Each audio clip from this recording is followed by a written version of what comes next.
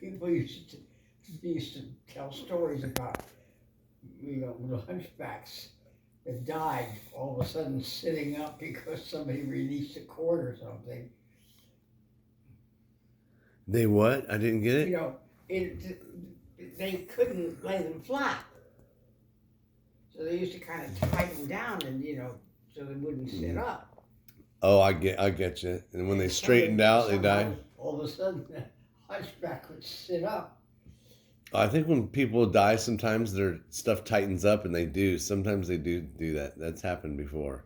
Right, but these people went with it their whole lives. It was terrible. Oh man. Yeah, that's. They have made progress in that, thank you, Jesus.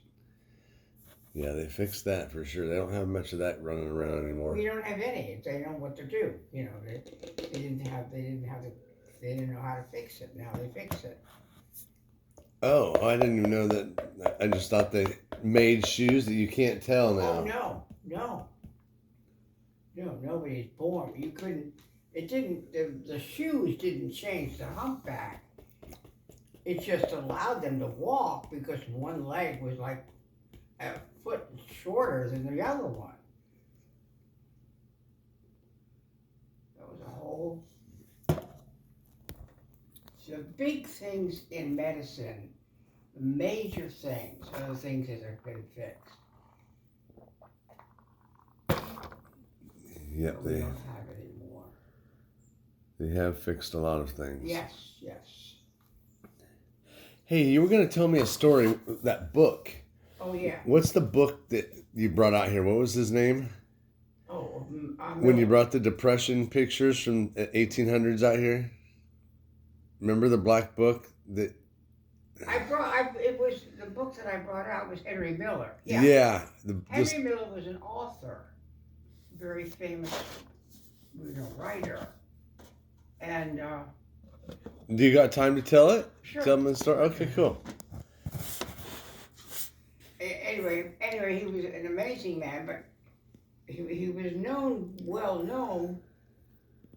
He wrote many books, but they were always sexually oriented. He didn't write pornography. It was just, sensational sex stuff, but not pornography. And there was a period of time where, just like we have the people now making laws, they made a law that you couldn't bring the books. We couldn't have any of those books, any kind of books that had any kind of sexuality in them. And so, you couldn't get anything like that here. And he was living somewhere in Europe at that time, and he fought for it. And that's why we have books now of all kinds, which is freedom. You gotta allow that to happen. And so that was his history. He was a terrific guy. And when I met him through Merrit, and he was on his way to dying. And but he was jolly and happy, and sensational guy. I mean, he was days away from dying. And Merrit stopped on our way to see him, and she bought some oysters, and was going to make oyster stew or something. And so she always has seen herself as a good cook, but she isn't. And she made dinner, and there was the guy that took care of Henry and Merrit and I, and so we were sitting there eating. It was really bad, and he looked up at it and he said, "Merrit, that is the worst food I have ever eaten." Oh my God! This guy Henry Miller, he's the author, right? Right. And he's like, that's hilarious. Like, you don't have many people here. You don't hear many people say something like that. Like, I know. Your food is terrible. He was just. There wasn't anything bad about him. He wasn't a mean person. He was just tremendously honest. Yeah, and that's not being mean. When I first met him, he said, "How old are you?" I was, I don't know, oh, 40 or late 40s or early 50s. And I told him, and he said, "You look pretty good for that." That's good. But who does that? That's pretty good. Yesterday, Tyler, he's like, after we went outside, he's like, you said you had a 96-year-old roommate. I know you had two girls. Where's the 96-year-old girl? And I'm like, what do you mean? And, because when I walked him out, he's like, you said you had two girls that lived here. And I'm like, well, one of them doesn't live here anymore. And that's that you met Marilyn, that she's the 96-year-old, and he's like, what? He's like, my dad's in his 70s and she looks better than my dad does. Shit. Right. But he was like, so happy to meet you because he's heard so much about you. So That was very sweet, yeah. But he did. He's like, where's the 96-year-old gal? He's thinking like some decrepit, like just people that can't get around or whatever. And he could not believe it was, you were 96 years old. Know. People, tell me that all the time. Well, you better start believing it because that's I awesome. believe it, but I don't take credit for it. It just happened. It isn't that I did something to make it happen. Maybe it's just genes, or I don't know. You got some good genes, girl, for sure. Yeah. But that's funny that Henry Miller, telling Merrit she's not a good cook, but and we all laughed. Even Merrit laughed. I mean, he was just so honest, an honest guy. Oh yeah, Merrit, that's the worst food I have ever eaten. No, how did you meet him? Through Merrit. Oh, through Merrit.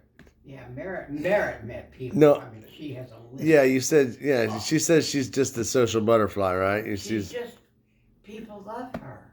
Yeah, like social butterfly, social chameleon. She doesn't go looking for it, honey. Oh, they land on her. They land on her. Oh, that's cool. That's cool. Yeah, she's really, really nice. When she came and stayed here, I enjoyed her company. But she's got that kind of,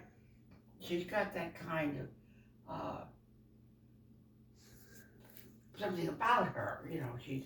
It brings the good vibes. It brings the people. You could tell people gravitate towards her. She was, she only had. She married a guy and had two children, two girls. And he was in the music business and did something like that. And they didn't get along. But after that, all the men in her life were billionaires. Yeah, well, it must be nice. She used to meet. But she's such a good-looking gal too. She got a beautiful. She met him every week. Who's that? Bobby Kennedy. Oh wow! Did you ever meet him with her? Picked her up in a limo. Did you ever meet him with her? No, I didn't know her then. And, yeah, because she had such a beautiful smile. Like she was such a charismatic person. When she was younger, she had long red hair. Yeah, and her smile is a mile wide. It's a beautiful smile. So. She's beautiful. But you and her together, I bet you were a team to just not mess with. Well, I walked in her shadow, honey. Nobody could compete with Merrit. It isn't that she did anything. She just became the center. There was a thing about her, and of course the arm was. She used to make one. I think I told you she went. You did. She was buying some clothes. She never tried clothes on anywhere. She always would buy them and bring them home. And so the woman who was getting the clothes for her said, "What happened to your arm?" I remember, "Oh my God, where did I leave?" Did that freak the lady out? I'm sure. That's great. That is awesome. Like just catch someone off guard, not knowing that she was having fun with it. The men she had in her life, it didn't matter. If she had some powerful men, in her She's a powerful girl too, though. That's good. That's good. You got such a good friend. I mean, everyone has their differences, just like friend. That's what friendship's about. But you have a really good friend. She loves you to death. Right, but she's she carries that burden. She doesn't do it. When she was born, her mother would, I told you, her brother was born with one hand gone. Oh, a whole hand. Oh, wow, that's bad. And so when she was born, the mother, who was a very religious Catholic, thought it was God punishing her for something. She wouldn't touch Merrit for weeks. Oh, that's terrible. Yeah. That's terrible. And then her father, she was close to her father, but he died when she was 6. Aw. And her mother was an alcoholic. So she was in her room all the time. She had 2 brothers. And here were these kids, and they took care of themselves. Well, that's why she's such a strong, probably that's why she's so charismatic and stuff. She knows how to get through the world. People have terrible beginnings, That's usually what starts them off on their path of whatever they're doing. If they got to be strong, that's Right. usually ends up their later in life strong. She was Jordy Hormel, Hormel? Hormel chili. The all big Hormel Yes, thing. yes, I do. Yes, I do. And he was, he didn't make that money, but he was the one who now owned the companies. And he was a musician. He used to go around and play the piano. And she went with Hormel for quite a while. Oh, wow. I think she was like 16 or something. Oh, wow. And so she finally got to